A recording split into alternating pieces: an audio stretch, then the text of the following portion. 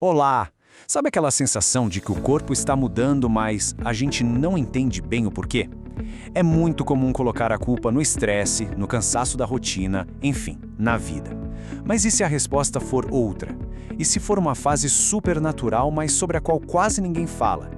É isso que a gente vai fazer aqui, desvendar juntas aqueles sintomas da perimenopausa que vivem sendo ignorados ou, pior, mal interpretados.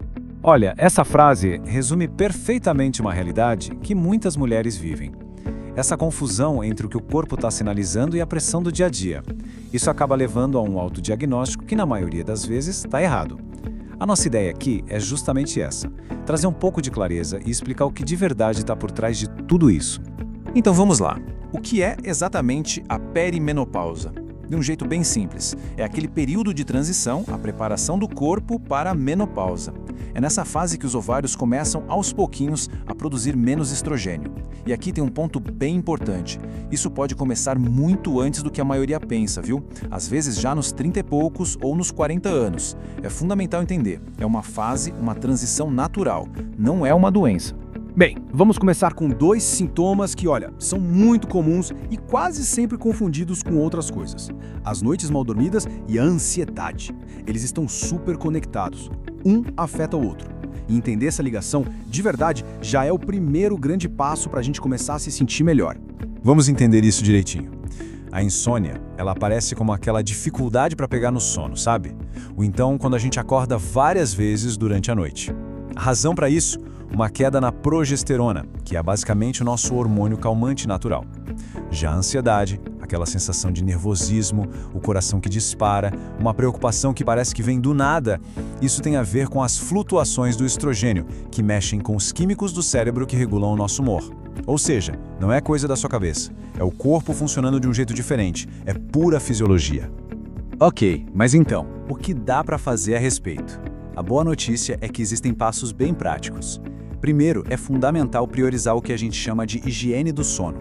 Ter uma rotina relaxante antes de dormir, um quarto escuro, fresquinho. Depois, é importante gerenciar o estresse de forma ativa. Uma respiração profunda, uma meditação, até uma caminhada leve já ajuda muito. Outro ponto é dar uma olhada na nutrição, principalmente limitando cafeína e álcool à noite. E por fim, o passo mais importante de todos: converse com o médico, com um profissional. É essencial descartar outras causas e ter a orientação certa. Agora, vamos falar de outra dupla de sintomas que mexe diretamente com o nosso físico. O cansaço extremo e aquelas mudanças repentinas de temperatura. São duas coisas que podem realmente desestabilizar o dia a dia de qualquer uma. Olha, a fadiga extrema não é aquele cansaço normal do fim do dia. É uma exaustão profunda, sabe? Daquele tipo que, mesmo dormindo, parece que não resolve. E isso acontece porque essa bagunça hormonal toda, além de atrapalhar o sono, exige uma energia extra do corpo. E as famosas ondas de calor, os fogachos, é aquela sensação súbita, intensa, de um calor que vem de dentro para fora. A causa disso? Quedas bem bruscas de estrogênio que dão uma confundida no nosso termostato interno que fica lá no cérebro. E para lidar com isso, de novo, existem estratégias bem práticas que ajudam muito. Tente ajustar a rotina, incluindo pequenas pausas para descansar durante o dia, se for possível. Comer de forma inteligente também faz toda a diferença, focando em refeições balanceadas. Uma dica de ouro é se vestir em camadas de roupa, porque aí fica fácil tirar uma peça e se refrescar durante uma onda de calor. E talvez o mais importante, comece a observar o que pode estar servindo de gatilho. Às vezes é uma comida apimentada, o estresse. Se conhecer, é uma ferramenta muito poderosa. E agora, a gente chega no sintoma que talvez seja o mais conhecido, mas que, mesmo assim, ainda gera muita dúvida: a irregularidade menstrual.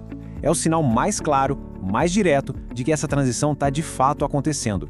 E entender como ela varia é fundamental. A grande mudança é justamente essa. A gente sai de um ciclo que era previsível, com data quase certa para chegar, duração e fluxo conhecidos, e entra num cenário totalmente imprevisível. Os ciclos podem ficar mais curtos ou bem mais longos.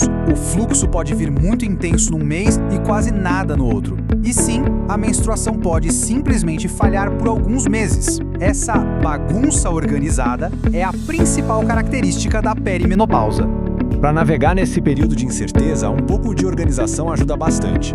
Tente acompanhar o ciclo, seja num aplicativo ou num calendário simples. Ter essas anotações é muito valioso na hora de conversar com o médico. Outra dica é estar sempre preparada para uma menstruação que chega de surpresa. E um ponto de atenção muito importante: se o sangramento for muito intenso ou durar mais tempo que o normal, isso precisa ser avaliado por um profissional, ok? A irregularidade é esperada, mas o acompanhamento é indispensável. Bem, agora que a gente já entendeu melhor vários desses sintomas, podemos começar a olhar para frente, porque o conhecimento, entender o que está acontecendo com o nosso corpo, é o que nos dá o poder de traçar um caminho mais sereno por essa jornada.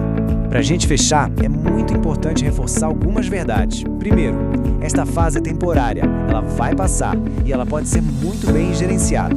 Segundo, entender o que está acontecendo já é o primeiro passo gigantesco para se sentir melhor. Informação realmente é poder. Terceiro, é essencial saber que ninguém está passando por isso sozinha. Somos milhões de mulheres vivendo essa mesma fase. E por último, mas não menos importante, a orientação de um bom profissional de saúde é o que vai permitir a criação de um plano de cuidados que funcione para você, de forma personalizada. Então, agora que esses sinais podem ser identificados mais facilmente, o caminho se abre para a gente entender os próximos passos para aprender a gerenciar tudo isso. Afinal, identificar é o primeiro grande passo. O próximo é agir para manter a nossa qualidade de vida. A jornada do conhecimento sobre o nosso próprio corpo está só começando.